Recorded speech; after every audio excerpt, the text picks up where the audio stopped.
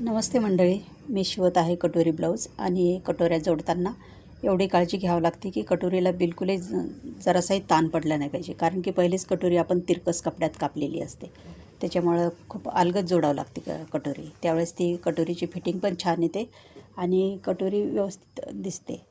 नाही तर मग ती तिरपी तारपी चांगली नाही दिसत. आणि क्रॉसपट्टी पण जोडून घेतली मी, सिंगल क्रॉसपट्टी. आणि गळ्याचे गोट तिरप्या पट्टीमध्ये काढून मी गोट तयार करून घेतले. गोट पण छान झाले.